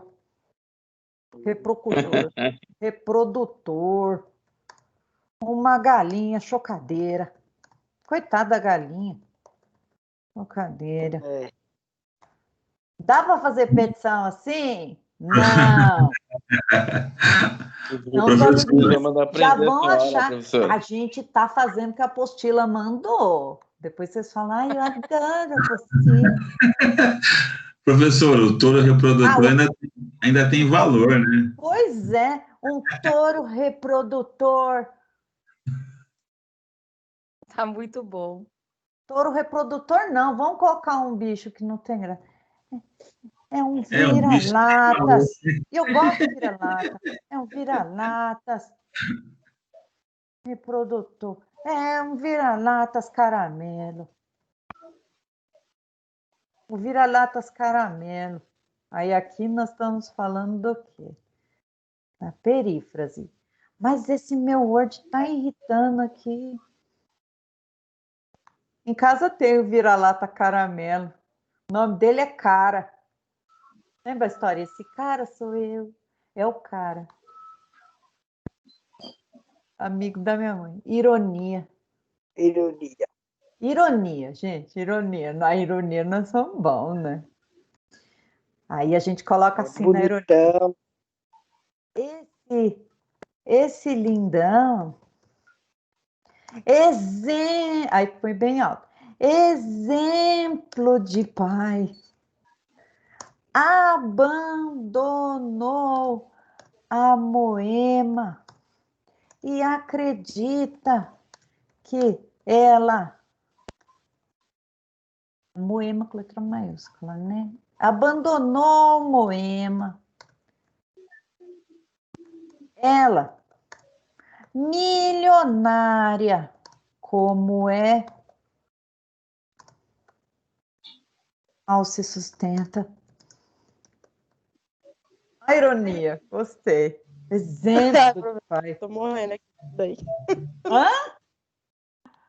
Vocês estão achando graça, né? Eu tô chorando de rir.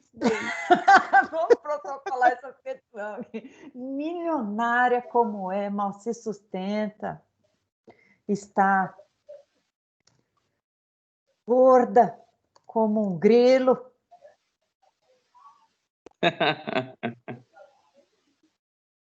Anoréxica.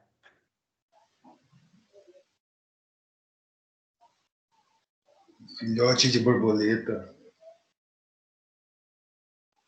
Filé de borboleta.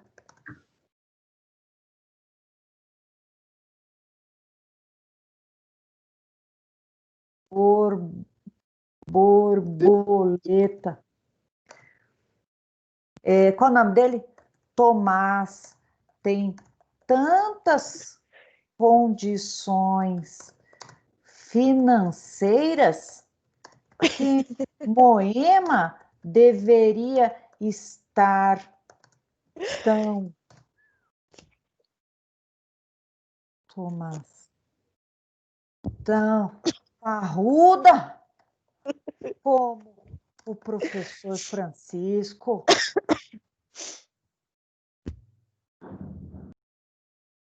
Como? Vocês viram o professor Francisco com minha foto do Facebook e vejam, pessoal.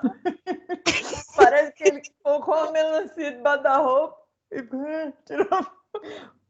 Não pode. Metáfora. É a quarentena, é a quarentena. Eu tô aqui que eu tô com ela sabe o botão da minha calça já tá fazendo uma cicatriz aqui na minha barriga, porque quando dobra ele enfinca na minha barriga. A nossa metáfora. Eu lembro que a metáfora é uma comparação, mas como que ele coloca? Antítese. Vamos lá na metáfora. Anáfora, amplificação, metáfora, comparação, com suaves. Ah, tá, vamos lá. Na metáfora, a gente pode colocar com metáfora. E a gente pode colocar assim.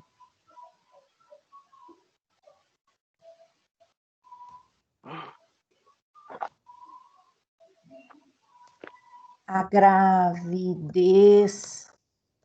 de Moema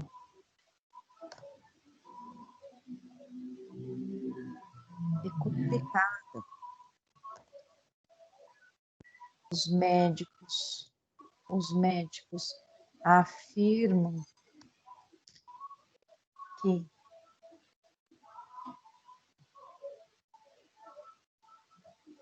a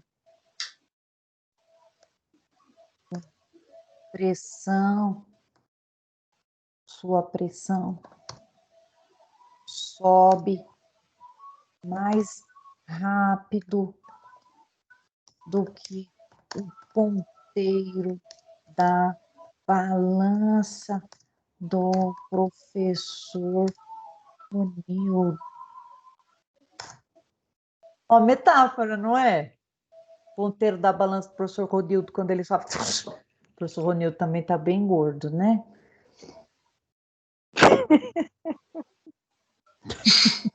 Vamos, me ajudem com a metáfora, gente. Eu não tô conseguindo. Me ajudem com a Sua metáfora. gravidez é tempestiva, como o mar tempestivo, na verdade? A gravidez é o quê? Tempestiva? Como um mar tempestivo, alguma coisa assim.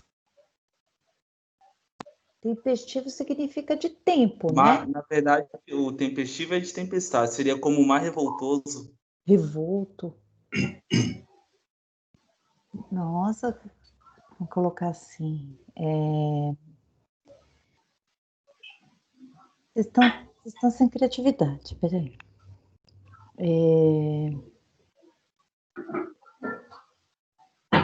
Metáfora de... Vamos lá. Vamos ver se o resto dá para pôr. Repetir palavras para dar ênfase na adiplose. A autora busca dinheiro para levar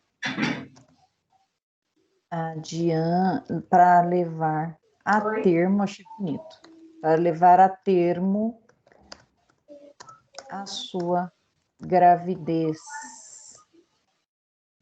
Dinheiro este que será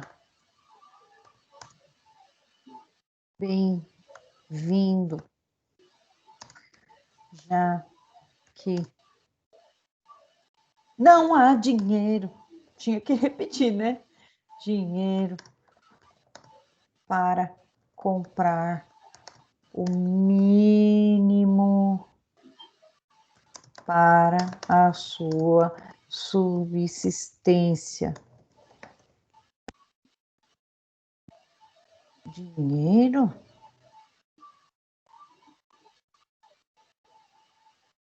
Para que dinheiro?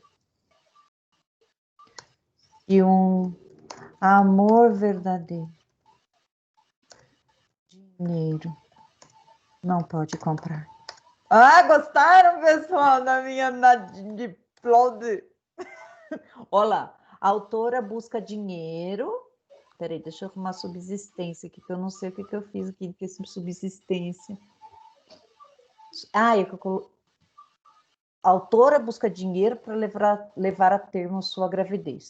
Dinheiro este que será bem-vindo, já que não tem dinheiro para comprar o mínimo para sua subsistência. Dinheiro, para que dinheiro, se um amor verdadeiro, dinheiro não compra? Mandaram a gente repetir os termos. Repetimos. Nossa. Ficou o ó. Subsistência. Anáfora. Enfatizar o termo repetido. Colocar sobre o abandono. O abandono. O abandono de Tomás.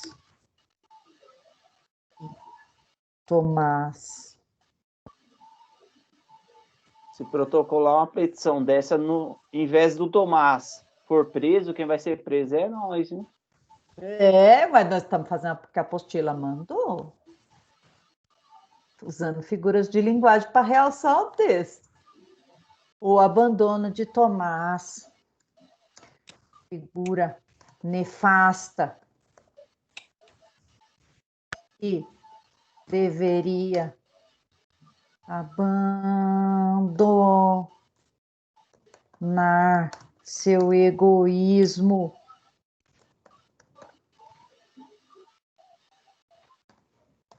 Anáfora enfatiza termo repetido. Vamos ver como que está a anáfora na nossa apostila, como que está o exemplo, para ver se fica igual. Anáfora é pau, é pedra, é o fim do caminho. Consiste na repetição da mesma palavra no início e fim da oração. Vê se nosso ficou bom, mais ou menos. Antítese. Se opõe na mesma frase duas palavras se opõem na mesma frase. Na antítese, duas palavras se opõem na mesma frase. Aí a gente pode colocar assim.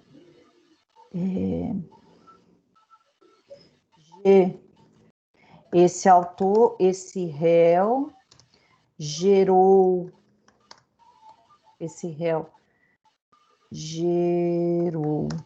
uma vida e agora gera a morte, já que decidiu abandonar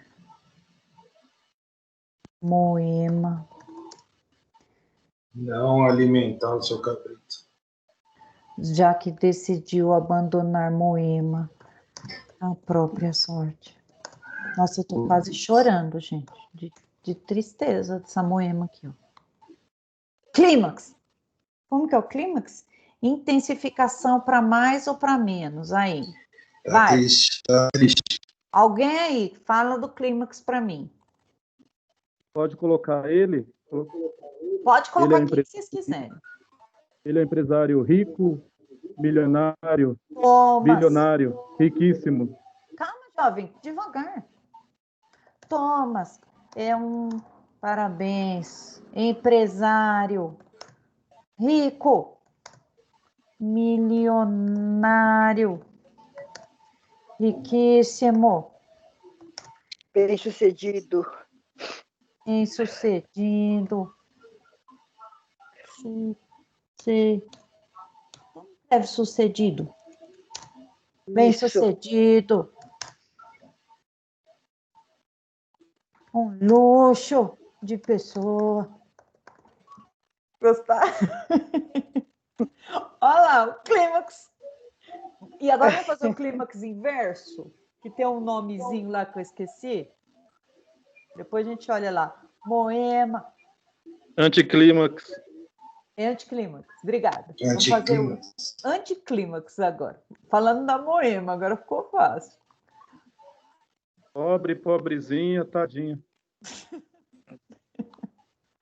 De marré, né? Moma não. Moema é pobre. Paupérrima. Desafortunada. Desafortunada. Abandonada por você. Abandonada. Desprovida de amor. De amor. De amor. Corna. Corna. Coitada, corna não, né, gente? Falar nisso, não quero aluno corno aqui, tá? Mas essa não cabe aí dentro, não. E esse síndeto, o que é isso, gente? E a síndeto? Ah, é que tem aqueles conectivos, né? Vamos olhar lá como que era, que a gente repete conectivo, e isso, e aquilo, não era? Essa figura de língua. Aqui, ó, polissíndeto. Isso. Figura cada...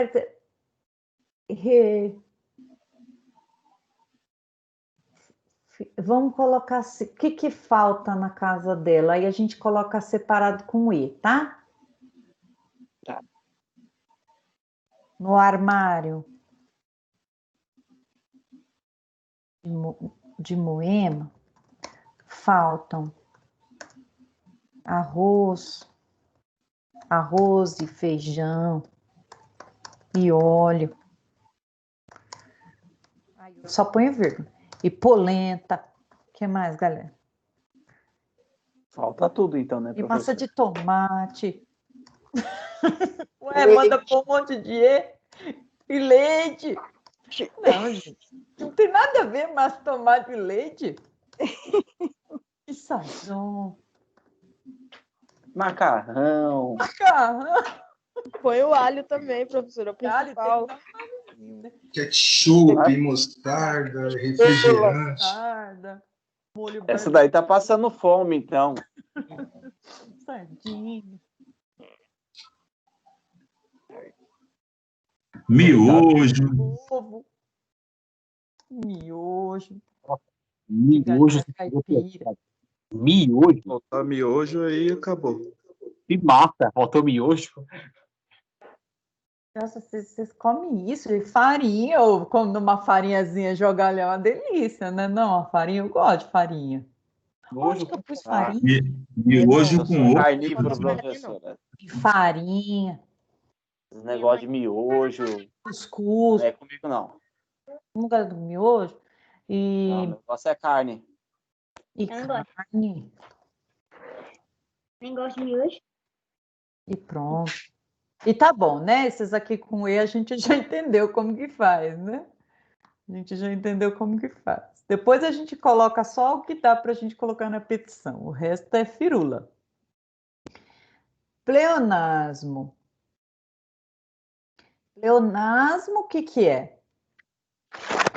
Pleonasmo é a gente repetir termos que são iguais, né? Subiu para cima, subiu para cima, desceu para baixo, Isso aí não existe, não. Subiu pra cima. anexou junto. Porque tudo pleonasmo. Entrou pra dentro. Entrou para dentro. Fora.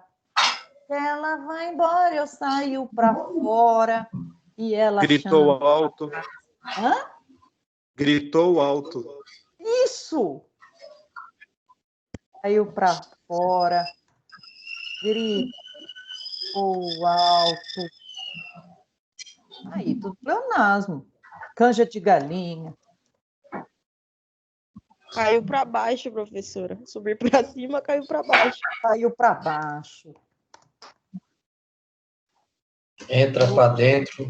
Entra para dentro. Minha mãe falava para mim, gritava. Entra para dentro, Marisa. E eu entrava. Desceu para baixo. Subiu para cima. Pleonasmo, né, gente? Ó. Corre devagar. Hã? Pronto. Corre parada. Aí não, aí é antítese. Interrogação retórica. Interrogação retórica é a reflexão, lembra? Como que a gente põe uma reflexão legal aqui? Me ajudem aí. Tipo uma pergunta, professora, assim, será que ele está certo? Isso, é uma reflexão. Aí a gente coloca assim, Excelência,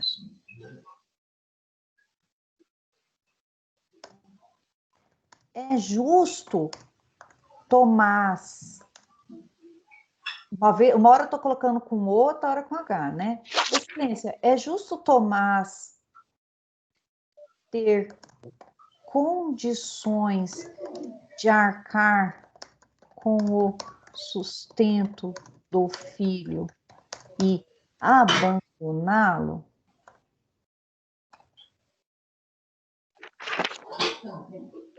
Ó, vou fazer uma pergunta. Eu estou fazendo uma pergunta aqui, uma reflexão retórica, aqui, ó, uma interrogação retórica.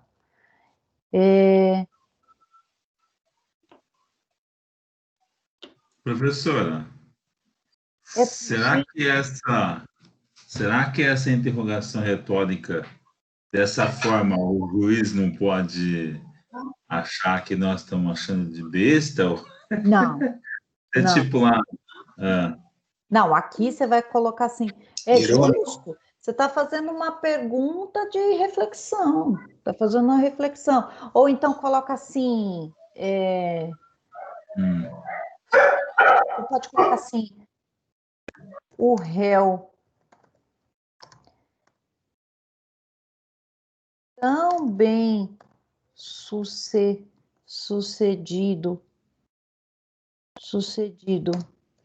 e não pode arcar com o sustento do filho?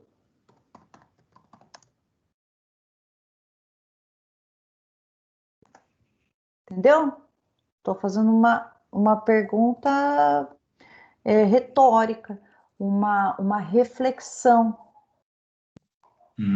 Ó, é possível deixar que uma criança pereça para manter a avareza de um pai? Aí, vocês estão já chorando, gente? Na minha interrogação retórica? Existe justiça nesse país? Ó. Olha o jeito que escreve existe, da Xuxa. Exige. Vamos fazer, então, a alusão. Alusão. Qual castigo deve sofrer uma Sal, baixa o microfone aí, por favor. E eu senti que eu tinha salvado o mundo todo. E uma falta de moedas. Eu tinha 6 anos. Você sabe que não existiu isso. Oh. Eu só não sei que filme que é esse. Uma moça.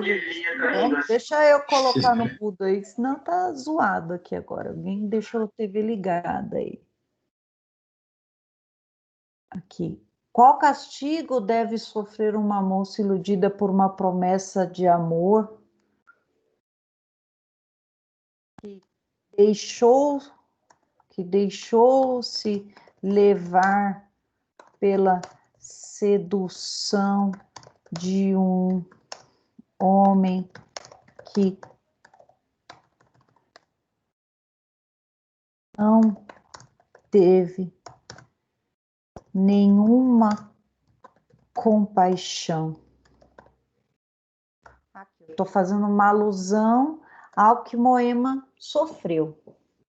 Na apóstrofe eu vou chamar atenção aqui para alguma...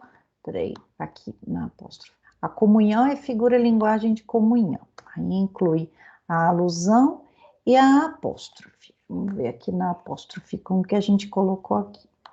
Está lá no final. Apóstrofe. O orador interrompe o discurso ou raciocínio para dirigir-se ao interlocutor. Na escrita deve aparecer entre vírgulas. Aí coloquem assim, na apóstrofe. A gente vai colocando assim. Necessita da ação alimentícia mensal no importe de um salário mínimo, já que, vírgula, pasme, excelência,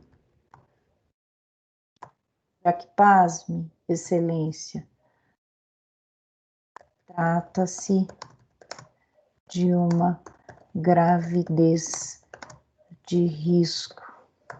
Ó, aí aqui eu tô fazendo uma apóstrofe, quando eu coloco pasme, excelência, já que a excelência vai ficar pasma de ouvir. Aí ele já, e retoma aqui a nossa conversa. Então, tem mais, né? O que é esse policídeto? O que é isso? Vamos lembrar lá no nosso... que eu tô olhando na apostila. Alusão, colocamos interrogação retórica. Cadê o polissínteto? Ah, já colocamos que é antítese, anáfora, metáfora, ironia e Gente, na prática aqui, a gente pode até usar uma amplificação, quando a gente vai falar que não tem escrúpulos. É claro que a gente pode até colocar que a pessoa agiu de forma inescrupulosa e tal, mas não vamos ferrar aqui, porque o que acontece se a pessoa da outra parte não gostar de alguma expressão que a gente coloca na petição? Manda arriscar. tem um artiguinho do Código Civil, de processo civil, que manda riscar as expressões injuriosas. Aí o cartório vai lá e faz isso aqui, ó, com a nossa petição, ó. Risca. É claro que eu só vi isso acontecer e o cartório riscou a caneta, assim. Eu peguei um processo em andamento, porque colocou lá um monte, o advogado lá colocou um monte de coisa e mandou riscar. E aí o juiz mandou riscar. Aqui nós fizemos que o seu pai é a figura do Lúcifer. Fizemos a ironia, falando que ele era um exemplo de pai, metáfora, e essas aqui foram as nossas figuras, pessoal. Eu gostei dessa história aqui. Na próxima aula, eu vou colocar aqui em forma de perguntas e respostas aqui, para vocês terem mais ou menos o que a gente estudar para a prova. Combinados, pessoal? Belezinha? Nada, professora. Beleza. Legal. É o jeito de não fazer petição aqui, hein, gente? Vejam que a gente só foi treinar o que a apostila ensinou a gente de figura de linguagem, tá? Nas petições nós não vamos fazer assim, não. Oi, Melissa. Combinados, galera? Amanhã, 8h30 da manhã, quem quiser assistir a aula de processo penal, eu acho que eu vou terminar de falar de inquérito policial e vou falar de ação penal. Quem tiver amanhã tempo, puder assistir, acompanhe no grupo que o professor Francisco vai postar, 8h30 a gente fala de processo penal, tá bom, pessoal? Um beijão para vocês. Alguma coisa para falar? Fica à vontade, deixa eu parar a gravação. Esse slide está no material, né, professora?